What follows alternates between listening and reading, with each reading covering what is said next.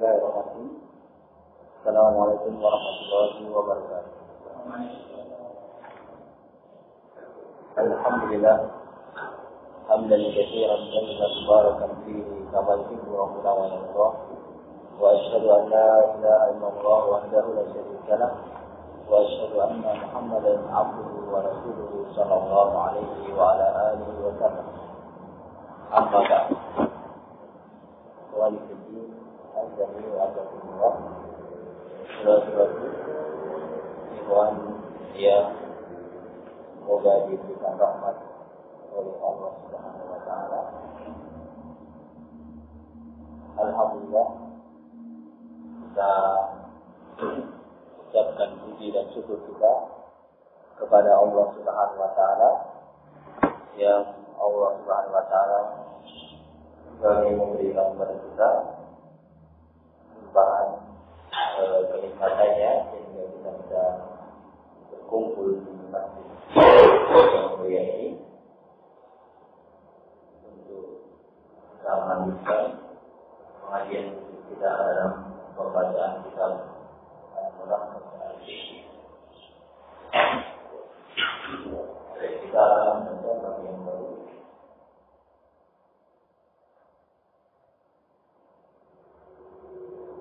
Qala al-mu'allif rahimahullah ta'ala berkata sang penulis Syekh Shalih Al-Fauzan, semoga Allah menjaga beliau, babul fi ahkamil masfi alal khuffain wa ghairihima min al-hawal.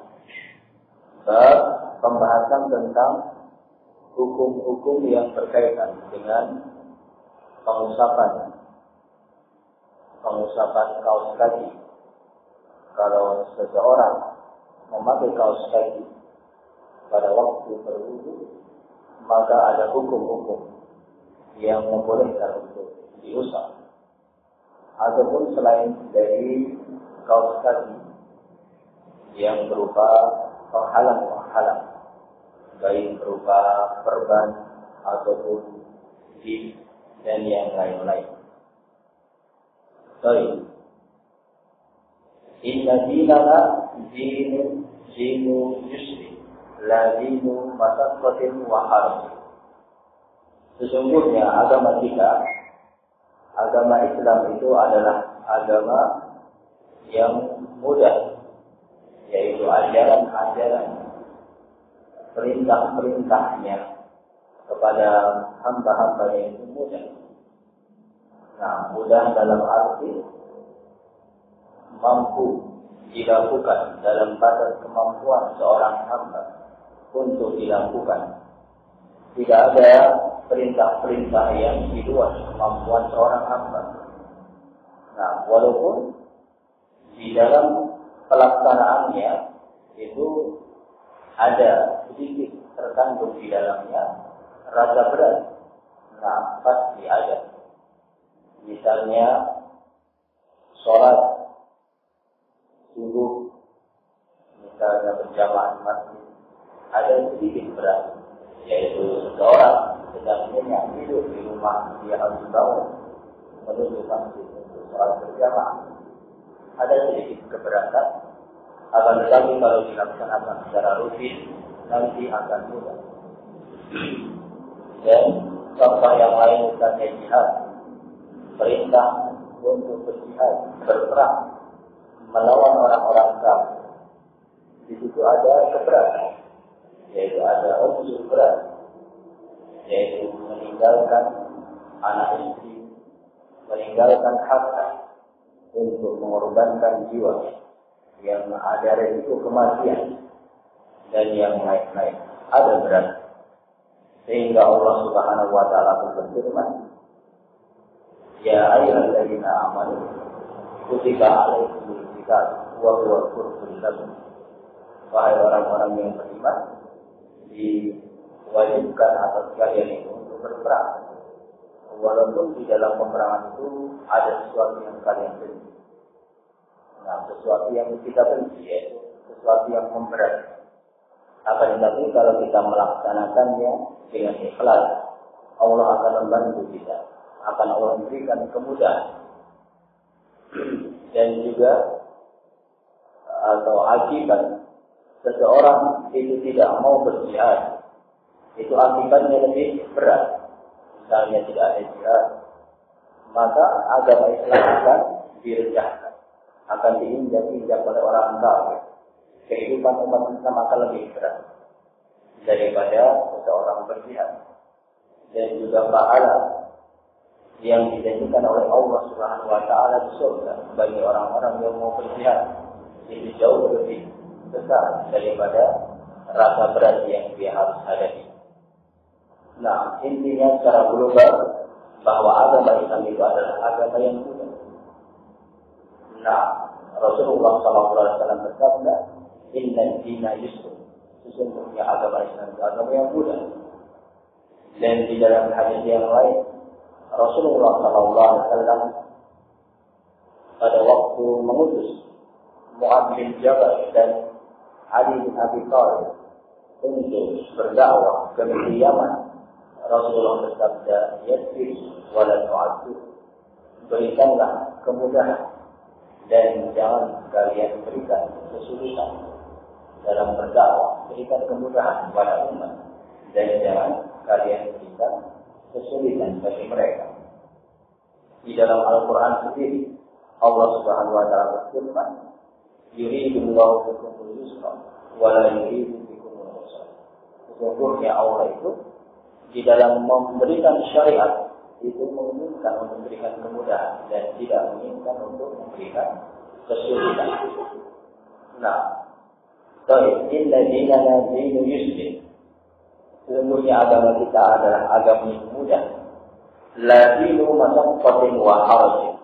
Bukan agama yang mengajarkan syariat-syariat yang berat dan bukan mengajarkan sesuatu yang membebani, menjadi beban seorang hamba dalam kehidupannya. Bukan seperti itu dalam agama Islam. Allah Subhanahu wa taala berfirman, "Wa ma ja'ala 'alaikum fid-dini min haraj." Dan tidaklah kami jadikan dari agama Islam itu pemberat atau beban kepada umat manusia. Tidak. Nah, kalau kita bandingkan juga dengan syariat-syariat zaman dulu, agama Islam itu lebih mudah, jauh lebih mudah daripada syariat-syariat umat-umat sebelumnya. Misalnya contohnya pada zaman dulu pada syariatnya Nabi Musa bahwa seseorang kalau terkena najis, pakaiannya terkena najis, air kencing ataupun yang lain, itu harus dipotong pakaiannya. Kalau misalnya lengan kita lengan pakaian kita terkena najis, itu harus dipotong, digunting atau dengan dibuang. Tidak ada pembersihan dengan air seperti itu. Harus dibuang. Ini berat ya kan? Kalau kita sekarang harus seperti itu, harus ganti baju berapa kali. Nah, juga zaman dulu seseorang itu kalau berdosa, kalau berbuat dosa, dia diwajibkan untuk bertaubat. Dan bertaubat itu harus dengan bunuh diri. Nah, syarat diterimanya taubat adalah dengan bunuh diri. Nah, kalau tidak bunuh diri berarti tidak taubat. Ini juga berat. Nah, tapi di dalam Islam itu diberikan kemudahan-kemudahan. Kalau terkena najis, tidak dicuci dengan air. Kalau dia dulu banyak berdosa, banyak melakukan kesalahan, bertaubat dengan meninggalkan dosa-dosanya dan menyesal kepada Allah dan berjanji bertekad kuat tidak untuk mengulanginya. Nah, maka diterima oleh Allah. Nah, maka kita itu mudah. Yadau likulli halatin ma yunasibha min al-ahkam mimma bihi tahaqqaqul maslahatu wa tantafiya al-masyaqqah. Yang agama kita itu meletakkan segala keadaan sesuai dengan tempatnya masing-masing dari hukum Nah, hukumnya disesuaikan. Kalau seseorang, misalnya contohnya, seseorang sholat itu pada awalnya harus wajib berdiri. Kalau sholat wajib dan dalam keadaan sehat. Rasulullah SAW bersabda, "Sholli qa'iman." Sholatlah kalian dalam keadaan berdiri. Nah, tapi kalau kita sedang sakit atau misalnya sedang kesel, kaki kita, maka boleh dengan dulu sesuai dengan keadaan. Nah, fa'ilam yastati faqa'idan, kalau tidak mampu berdiri boleh dengan dulu. Disesuaikan kemampuannya, sesuai dengan keadaan. Mimma bihi tatahaqqaqul maslahah wa tantafi al-masyaqqah. Yang kemudahan itu untuk mewujudkan masalah, yaitu bagaimana masalah kebaikan bagi manusia dan menghilangkan rasa berat. Nah, syariat Islam, Allah menciptakan kita di muka bumi, kemudian memberikan perintah harus ini, harus itu, harus sholat, harus puasa, harus tidak boleh melakukan judi, tidak boleh melakukan perbuatan zina dan yang lain-lain. Itu pada dasarnya untuk kebaikan diri kita, maslahat untuk kehidupan kita yang baik, kebahagiaan diri kita, dan menghilangkan kejelekan, menghilangkan keberatan. Nah, walaupun hawa nafsu manusia itu dan syaitan itu membiarkan dosa-dosa itu sesuatu yang indah. Nah, sesuatu yang indah. Berjudi itu enak, tidak usah repot-repot bekerja, tetapi dapat uang banyak. Dihiasi oleh syaitan dan hawa nafsu. Tetapi pada dasarnya itu ada masalah berat. Nah, berjudi pada orang berjudi kalah, bangkrut dan tidak punya uang. Nah, seperti itu masalah menimbulkan berat. Nah, Islam, syariat Islam itu semuanya tujuannya untuk kebaikan hamba, kebahagiaan seorang hamba, kehidupannya di dunia, dan untuk menghilangkan keberatan di dalam kehidupan hidupnya. Baik. Wa min dzalika ma syara'ahu Allah fi halatul wudhu. Dan termasuk dari kemudahan di dalam agama Islam adalah apa-apa yang Allah syariatkan di dalam permasalahan wudu. Idza kana ala syai'in min a'dha'il mutawaddi' ha'il yasukku nadbuhu wa yahtaju ila baqa'i. Kalau seseorang itu dia mau berwudu, akan tetapi ada sesuatu di anggota tubuh orang yang berwudu itu penghalang yang menghalangi meresapnya air atau terkenanya air ke kulit. Akan tetapi dia sukun itu, yaitu tetapi penghalang ini adalah penghalang yang sulit untuk dihilangkan atau dibutuhkan. Keberadaannya itu dibutuhkan. Nah, penghalang-penghalang yang keberadaannya itu dibutuhkan, bukan penghalang-penghalang yang tidak dibutuhkan, seperti misalnya cat atau lem. Seperti itu sesuatu yang menghalang wudu. Akan tetapi keberadaannya tidak dibutuhkan, tidak bermanfaat. Adanya lem atau cat di kulit kita itu lebih baik dihilangkan. Nah, akan tetapi kalau misalnya ada orang sakit patah tulang kemudian pakai gips, nah, atau ada luka bakar atau yang lain harus diperban. Ini perban atau gips ini menghalang, yang menghalangi masuknya air ke kulit, dan keberadaannya itu dibutuhkan agar menyembuhkan penyakit seperti itu. Nah, maka bagaimana cara berwudu? Nah, seperti itu. Di dalam keadaan seperti ini, imma liqayati rijlaini. Nah, yang benda-benda yang dibutuhkan, baik untuk menjaga kedua kaki, menjaga kedua kaki. Terkhususnya ini seperti khuf itu kaos kaki yang terbuat dari kulit ya. Wanahwi lima dan selain kedua seperti sepatu boot, akan kaki semuanya terbuat dari kulit. Ini kebanyakan dipakai oleh orang-orang yang pada yang ada dalam cuaca yang dingin, seperti di negara Arab Saudi ataupun di sekitarnya Yaman dan yang lain-lain. Pada musim dingin itu suhu sangat rendah, bisa mencapai 0 derajat Celcius atau sekitarnya, sehingga mereka membutuhkan untuk menjaga kehangatan tubuhnya, yaitu dengan memakai kaos kaki setiap saat. Kaos kaki itu yang tembus air atau yang anti air, yaitu tidak tembus air, tidak dengan kain saja, itu dengan kulit, sehingga air tidak masuk, dingin juga tidak masuk, karena kaki ini adalah yang bersentuhan langsung dengan kulit, dengan dingin.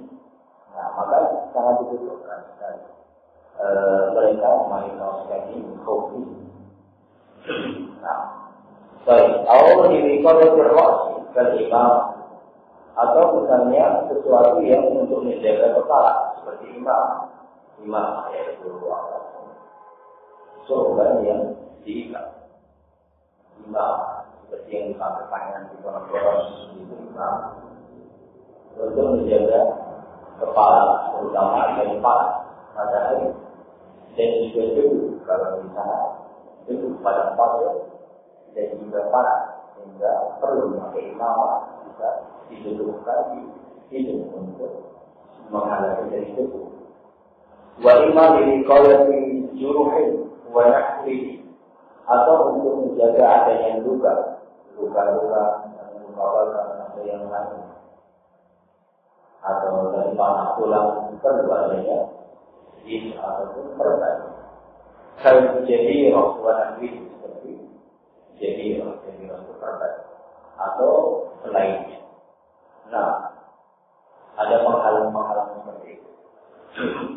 Fa inna syari'a rakhasa al-mutawaffi an yafsaha ala hadhihi al-hawad. Maka sesungguhnya syariat Islam itu memberikan keringanan bagi orang-orang yang perlu untuk cukup yaitu mengusap saja di atas penghalang-penghalang itu. Nah, misalnya kita patah tulang di lengan, maka pakai gips seperti itu, yang seharusnya lengan itu kalau tidak ada gipsnya itu harus dicuci dengan air, kan? Tetapi kalau karena ada gips itu cukup diusap saja. Nanti ada pembahasan terasa perih. Nah, wajib tapi tidak an-nazihah wa husnima tahta, dan pengusapan di permukaan penghalang tadi itu mencukupi daripada untuk mencopotnya, untuk melepasnya, tidak perlu dilepas, cukup diusap di permukaannya, itu sudah mencukupi menggantikan daripada yang melepas. Wa husnima tahta, dan tidak perlu dia dilepas kemudian dicuci apa-apa yang ada di dalam kita. Takfifan itu subhanahu wa ta'ala ada ibadih sebagai bentuk kemudahan dari Allah subhanahu wa ta'ala kepada hamba-hambanya. Wada'an dan haraji anhu, dan untuk menghindari keberatan kepada mereka. Nah, memang Allah itu mensyariatkan syariat itu untuk memudahkan kita, untuk memberikan kebahagiaan kepada kita, bukan untuk memberat. Nah, sholat, wudu, semuanya itu pada dasarnya untuk kita sendiri, untuk kebahagiaan kita, untuk kebaikan kita, baik di dunia maupun di akhirat, dengan pahala surga ataupun Allah memberikan kemudahan di dalam kehidupan kita nanti. Baik dengan ibadah itu, kebaikannya itu untuk diri kita sendiri. Nah, ini mukadimah atau pembukaan dari Fauzan. Kemudian kita masuk pembahasan yang pertama tentang kalau seseorang itu berwudu dan memakai kaos kaki. Nah, kaos kaki yang pertama, kaos kaki nanti setelah itu ada gis ataupun perban dan imamah. Nah, satu persatu akan kita bahas. Yang pertama kita akan bahas tentang permasalahan kaos kaki dan hukum, yaitu kaos kaki yang berasal atau terbuat dari kulit.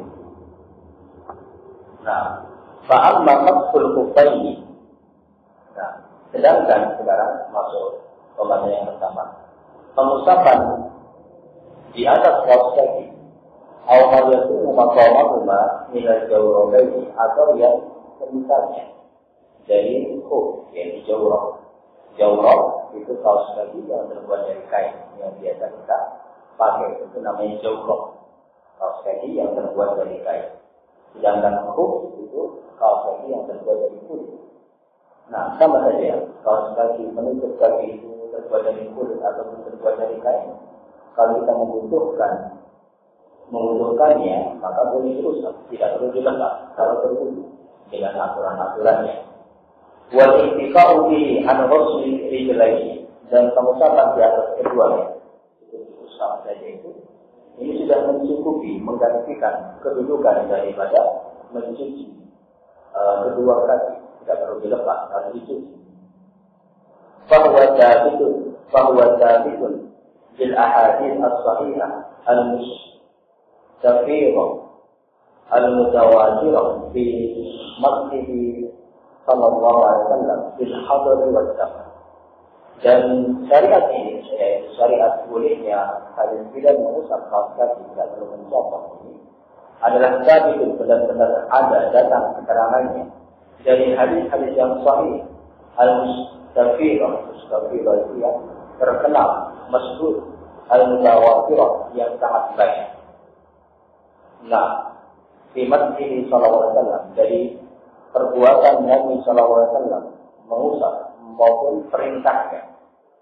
Waalaikumsalam. Fil hadar, baik Rasulullah sallallahu alaihi wasallam itu tinggal di rumahnya ataupun kapan dalam perjalanan. Wa amara bidzalika wa tarkhisu fi, dan Rasulullah SAW pun memerintah, mencontohkan dengan perbuatan dan juga memerintahkan dengan ucapannya. Nah, kalau dari hakikat, nah ini dalilnya apa?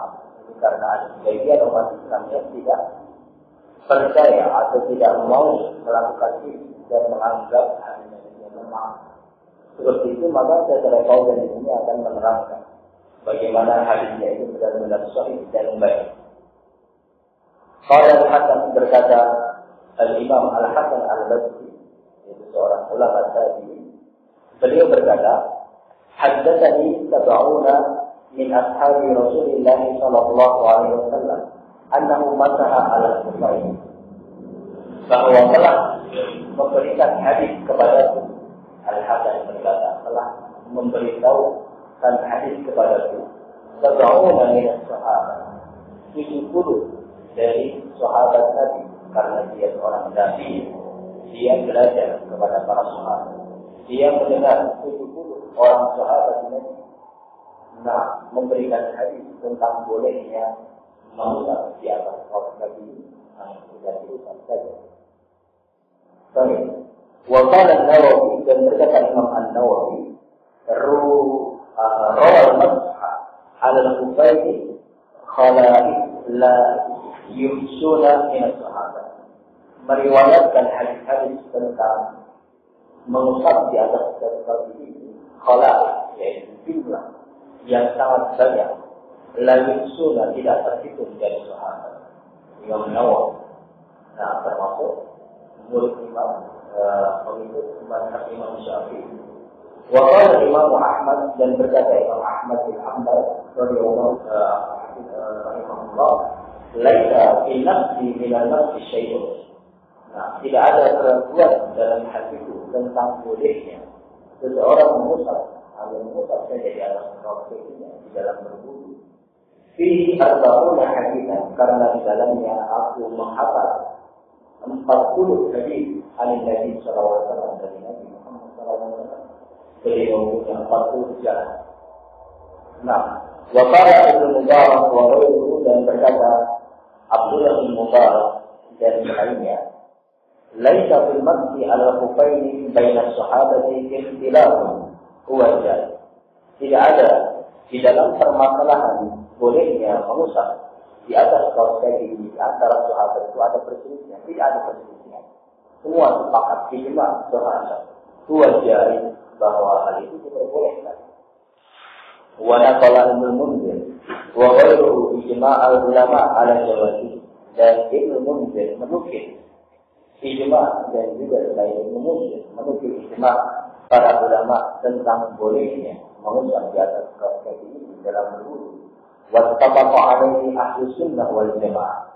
Dan ini merupakan kesepakatan ahli sunnah wal jamaah di khilafil mubtadi'ah, berbeda dengan golongan-golongan ahli bid'ah, firqah bid'ah, alladzina la yarawna jawazahu, yang mereka itu berpendapat tidak diperbolehkan. Nah, contohnya kelompok tetap yang tidak membolehkan tentang syariat mengusap kaos kaki ini adalah Syiah Rafidhah. Nah, mereka berpendapat bahwa tidak boleh seseorang berwudu itu mengusap kaos kaki.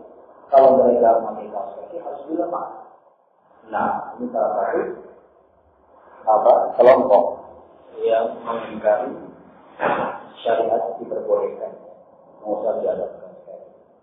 Sehingga para ulama akidah, para ulama yang membahas tentang buku-buku akidah itu memasukkan perkara pengusapan kaos kaki ini di dalam perkara akidah. Padahal pada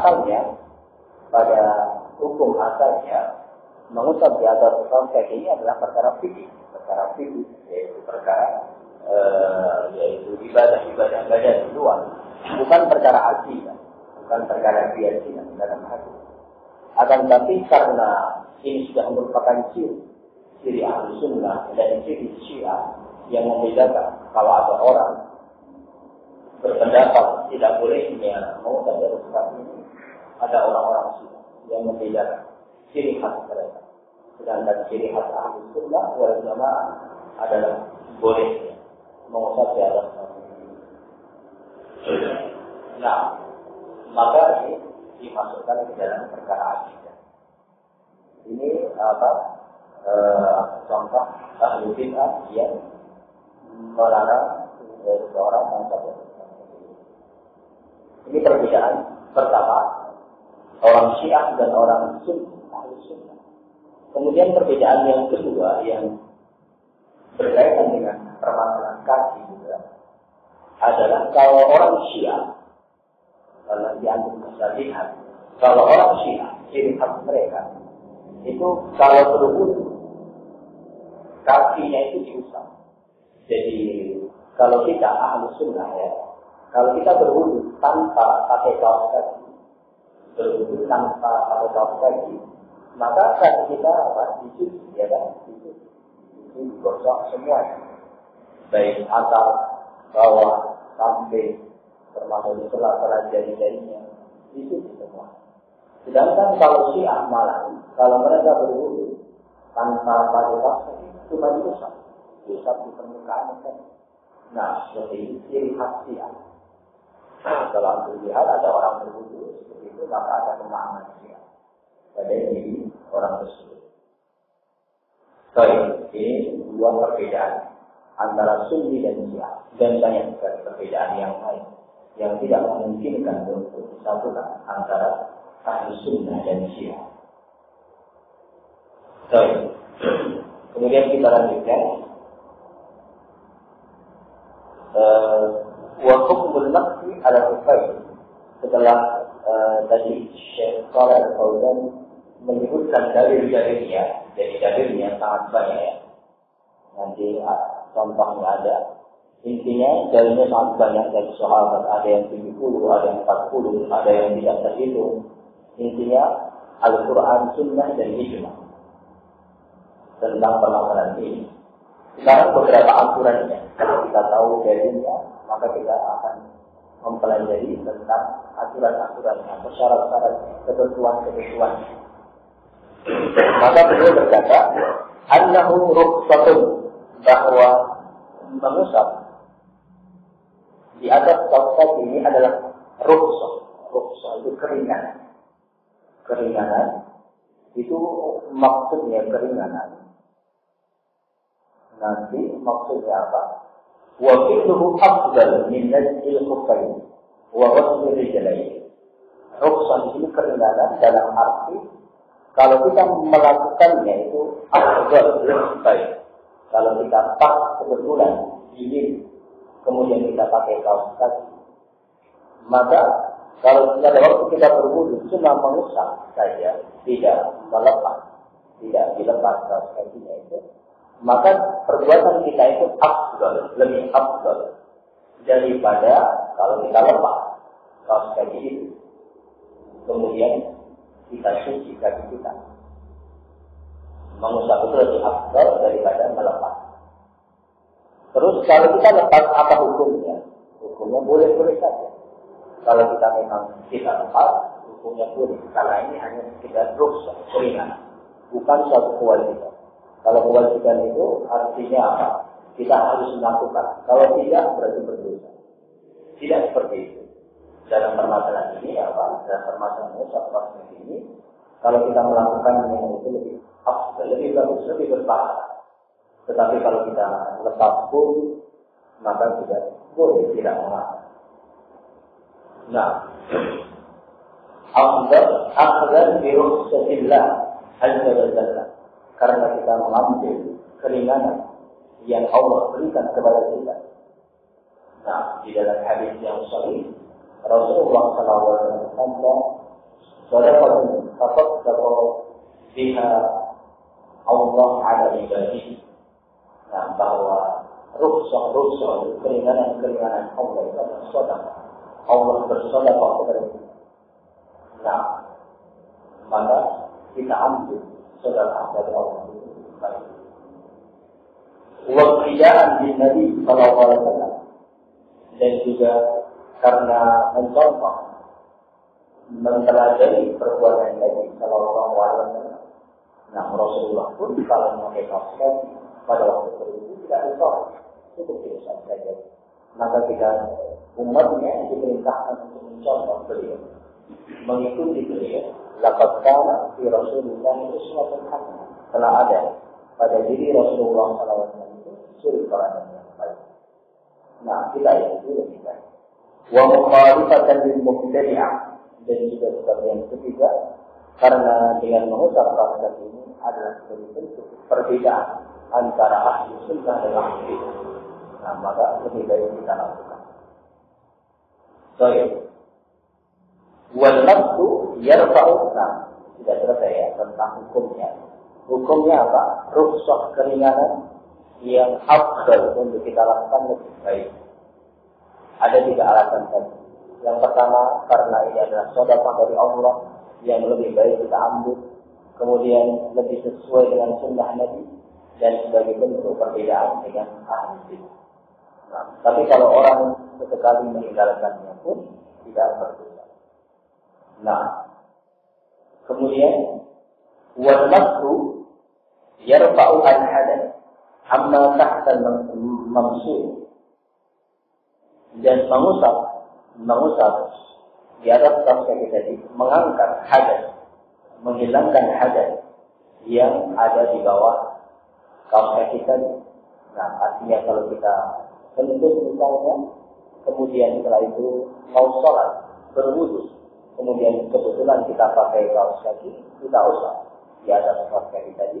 Dengan diusap di atas kaos kaki tadi, nah, menghilangkan hadas yang ada pada kaki tadi, yang seharusnya dicuci, tapi diusap, ini sudah menggantikannya. Nah, waqad kana Nabi sallallahu alaihi wasallam la yatakallafu bid-dahali allati 'alaiha qadama, dan Rasulullah sallallahu alaihi wasallam itu tidak yatakallam atau tidak takalluf, memberatkan dalam arti apa? Dia bid-dahali, dia itu bertentangan dengan keadaannya kakinya pada asalnya. Maksudnya apa? Maksudnya kalau kakinya itu pas kebetulan tidak pakai kaos kaki, pas berjalan dan tidak pakai kaos kaki, maka pada waktu mau berwudu ya tidak usah harus pakai kaos kaki dulu kemudian diusap, tidak. Kalau tidak pakai kaos kaki ya sudah itu kakinya seperti itu. Karena memang pada asalnya biasanya tidak pakai kaos kaki. Nah, tidak perlu dia pakai kaos kaki dulu kemudian diusap, tidak perlu. Karena pada asalnya tidak pakai. Maka kalau tidak pakai, ya dicuci. Dan kalau pada asalnya dia pakai kaos kaki, maka tidak perlu dicopot kemudian dicuci. Ini maksudnya. Nabi itu layakal istihadi. Rasulullah tidak bersusah payah untuk bertentangan dengan keadaan semula. Nah, artinya kalau keadaan semula dia pakai kaos kaki, dia tidak perlu dicopot untuk bisa dicuci. Nah, dan juga kalau pada asalnya itu dia tidak pakai kaos kaki, yang tidak perlu kemudian pakai kaos kaki untuk hati itu bisa diusap.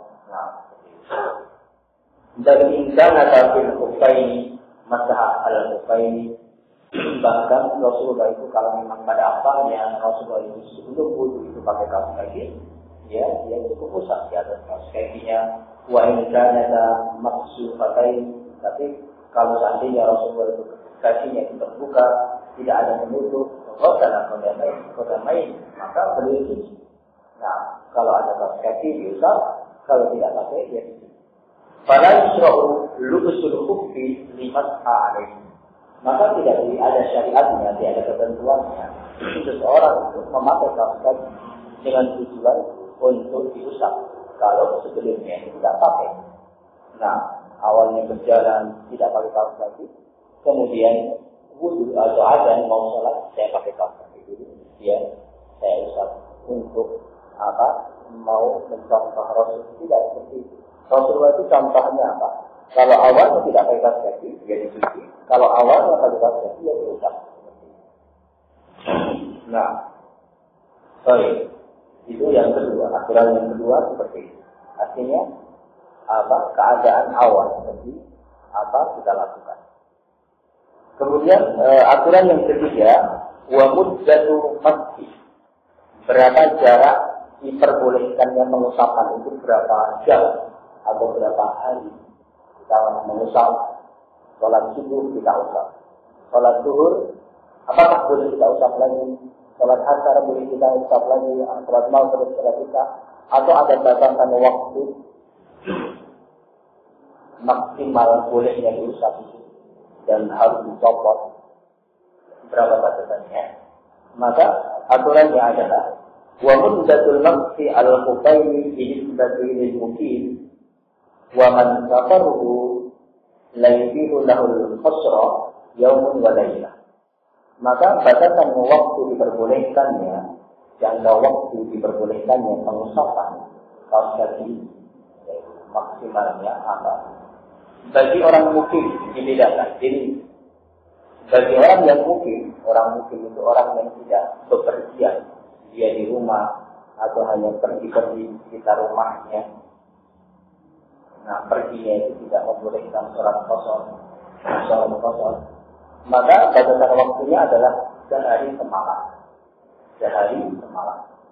Jadi misalnya kalau kita, ya, misalnya saja, kalau kita pakai kaos kakinya jam 6 atau jam 4 pagi ya, sebelum sholat subuh.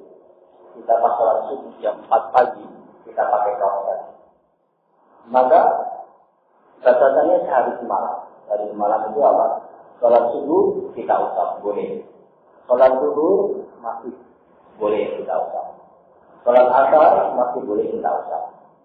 Nah, sholat maghrib masih boleh kita usap. Sholat isya masih boleh kita usap. Karena sehari semalam ya, dari malam 24 jam. Nah, sholat isya masih boleh kita usap. Nanti sholat subuh lagi itu apa? Ini batasan terakhir. Tidak harus dilepas. Sholat zuhur besok harinya harus dilepas. ini prospeknya dilepas. Tidak boleh diusap lagi. Kalau kita mungkin, ya, bahasanya karena cuma sehari semalam. Jadi tidak boleh lebih dari kalau lebih dari sehari semalam harus kita copot. Nanti ada keterangan yang lengkap. Paham ya? Jadi kalau kita makanya jam 4, maka bolehnya kita mengusap terus itu sehari semalam. Salat subuh, salat zuhur, salat asar, salat maghrib, salat isya boleh. Kalau besoknya lagi sudah tidak boleh, harus kita copot. Harus kita copot, harus kita cuci. Tidak boleh diusap lagi. So, ini bagi orang yang mungkin, orang yang tidak bepergian. Buat ini bisa diusap, sama jadi ulah khasrah. Dan sedangkan hukum bagi orang yang musafir, orang bepergian jauh, kita pergi di Jakarta, misalnya naik kereta api, tidak naik bis, pergi di Jakarta pakai pesawat, pakai jalan yang lain-lain, maka boleh bagi kita jangka waktunya untuk mengusap tadi adalah salah satu ayam di layariha, 3 malam bersama dengan 3 hari bersama malam, 3 hari bersama malam boleh. Nah, boleh kita terus mengusap, tidak melepas kaos kaki kita selama 3 hari 3 malam dalam sholat itu. Hari Senin kita sholat subuh, sholat zuhur, sholat asar, kita usap terus. Hari Selasa pun tidak kita copot, kita usap terus subuh, zuhur, asar. Hari Rabu pun seperti kita usap. Baru hari Kamis maka harus kita copot. Apa kaki kita cuci kaki kita. Nah, bahasanya 3 hari 3 malam bagi orang yang bepergian. Baik. 5 rawah Muslim berdasarkan hadis yang diriwayatkan oleh Imam Muslim. Nabi sallallahu alaihi wasallam ja'ala lil musafir 3 ayyam wa layalihinna wa yawman wa laylah lil muqim. Sesungguhnya Nabi Muhammad SAW menjadikan batasan bagi orang yang musafir untuk boleh mengusap di atas kakinya tadi sepanjang 3 hari 3 malam, 3 hari bersama malam, dan sehari semalam bagi orang yang mungkin tidak bepergian.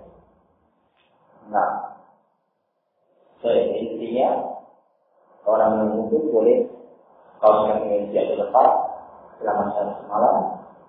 Kalau dia membutuhkan dan dingin sekali, jadi usaha musim dingin, jadi tidak perlu dilepas-lepas. Sholat subuh lepas, nanti sholat zuhur dilepas, dingin akan memberatkan kalau orang-orang berada pada musim-musim dingin seperti itu. Baik. Kemudian terlebih rincinya kapan, batasan terakhir itu kapan? Wa qiya'u muddati fil halataini yakunu min al-hadath ba'da. Kemudian mulai awal kita katakan sehari semalam, 3 hari 3 malam itu mulainya itu kapan? Wa qiya'u muddati fil halataini, dan awal memulai pengusapan di dalam 2 keadaan dari sehari semalam atau 3 hari 3 malam itu kapan? Yakunu minal hadath ba'da wudu.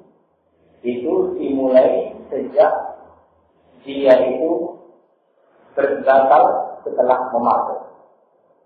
Maksudnya apa? Maksudnya seperti ini, yaitu bahwa kalau kita pakai kaos kaki itu nanti ngitungnya itu jam berapa?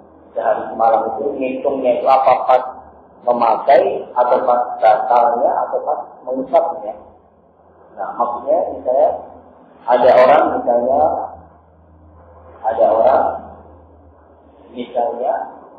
dia tadi jam 7 pagi dia berwudu. Jam 7 pagi dia berwudu. Kemudian wudu sempurna, kakinya dicuci. Seperti itu karena dia tidak pakai kaos kaki, maka kakinya dicuci. Setelah selesai mencuci atau setelah selesai berwudu, kemudian dia pakai kaos kaki. Nah, setelah selesai wudu, selesai kakinya dicuci, selesai. Kemudian setelah itu dia pakai kaos kaki. Nah, ini pertama. Pakai kaos kakinya jam berapa? Jam 7. Setelah jam 7 dia pakai kaos kaki, jam 8, jam 9, jam 10, jam 11 dia pakai kaos kaki terus. Setelah berwudu tidak batal. Dari jam 7 sampai jam 9 itu tidak batal, tidak tentu, tidak buang air kecil seperti itu. Kemudian setelah itu jam 11 siang dia tidur, sampai istirahat tidur. Nah, maka batalnya jam 11 ya kan? Jam 7 dia pakai kaos masih bersih, suci, tidak batal sampai jam 11. Jam 11 batal. Untuk atau tidur seperti itu batal. Jam 11 batal. Jadi tidur. Kemudian setelah jam 11 tidur, jam 12 bangun. Jam 12 bangun. Azan zuhur ya kan? Azan zuhur dia bangun.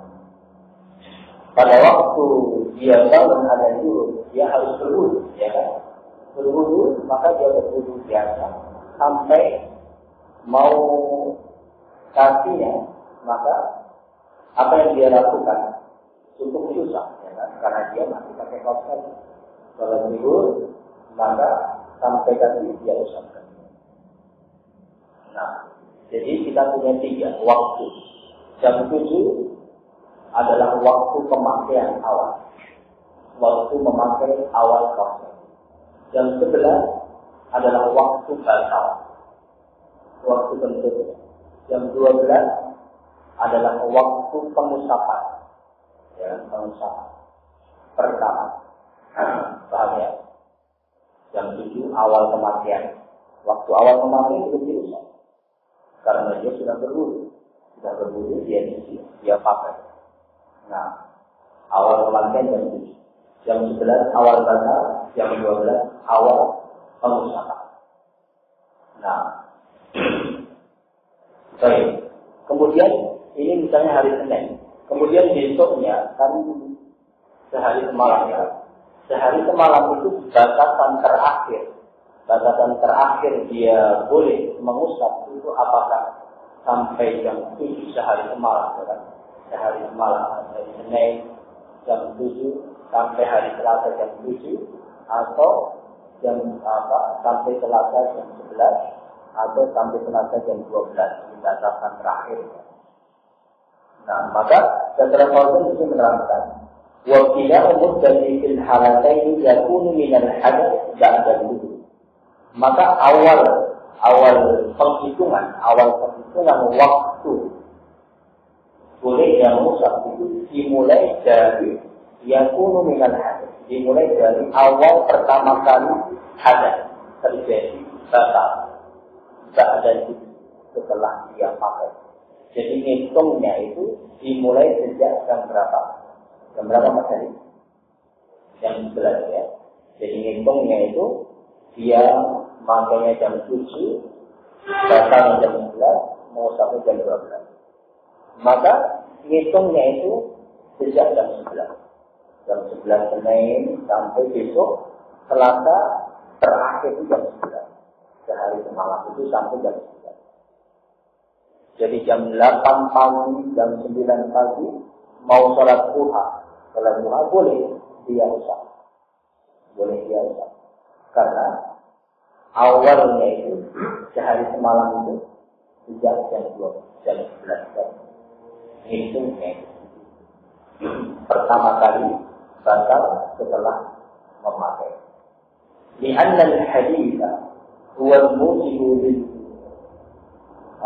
lil-wudu. Li'anna al-hadath huwa al-mujibu. Karena hadath terjadinya batal dari adalah yang mewajibkan seseorang untuk wudu. Nah, kenapa Syekh Fauzan itu memilih itu? Adalah karena apa? Hadath itu yang pertama kali mewajibkan wudu. Walaupun jawab memang yatabihu min al-hadath.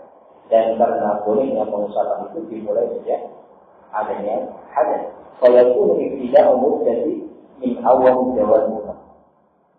Maka memulai penghitungan awalan itu dimulai sejak tidak umur jadi. Nah, sejak awal hadis ini. Nah, paham ya? Jadi di hari semalam sampai jam berapa? Menghitungnya itu sejak pertama kali kata. Itu menurut dasar ulama. Wa minal ulama man yara anna ibtida'a mubtadi'an yakunu minal madhi ba'da al-hadith. Dan ada sebagian ulama yang lain berpendapat bahwa awal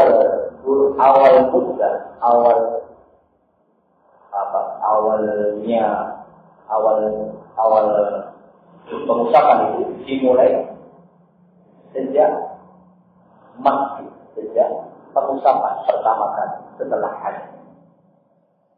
Sebagian ulama berpendapat bahwa penghitungan itu dimulai sejak ucapan yang pertama setelah terjadi batal. Jam berapa jadinya? 12 ya. Nah, ini dan saudara ini di dalam syarat mungkin berpendapat seperti itu.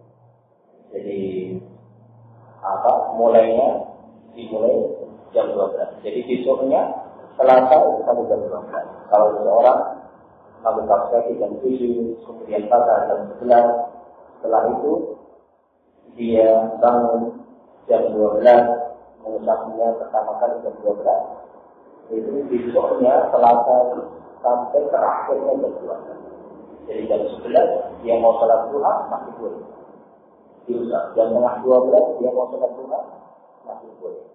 Nah, kalau pendapat pertama jam tengah 12 tidak boleh. Kalau pendapat yang kedua masih boleh. Nah, seperti itu. Dan yang kedua insya pendapat yang kedua. Pendapat yang kedua yaitu sejak awal pertama kali pengusahaan jam 12. Nah, seperti dia. Kalau orang memakai kaos kaki, kemudian batal, jadi hitungnya itu sejak pengusapan pertama. Sehari semalam itu hitungnya dimulai dari kapan? Dimulai sejak bukan pada waktu makanya bukan, tetapi sejak pengusapan pertama setelah batal. Nah, itu waktu. Kemudian kita menunjukkan sudah ada ya. Nah, saya suka ini tidak benar namanya. Sebelum kita itu mungkin ada saya. Itu kalau misalnya seperti tadi yang pendapat kedua, waktu biasanya dari semalam setelah pengusapan, dan itu kalau sampai jam 12 dari berikutnya tadi wudunya belum batal itu, apakah wudunya sudah batal atau enggak? Wudunya belum batal. Misalnya ini jam 11 sehari sebelumnya, misalnya jam salah satu lagi saya garisnya kita mengusap jam 12, usap pertama jam 12, terus hari Selasanya batal jam 9 dia langsung wudu untuk sholat duha. Nah, tapi sampai asar dia belum batal lagi, apakah dia batal wudunya sifat jam 12 atau enggak? Enggak.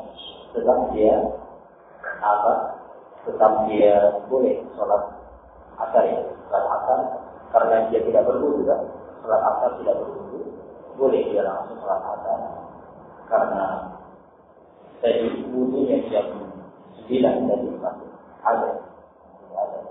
Kecuali kalau jam 2 dia sudah batal, kemudian asar dia harus berwudu. Wudunya itu harus dilepas. Kalau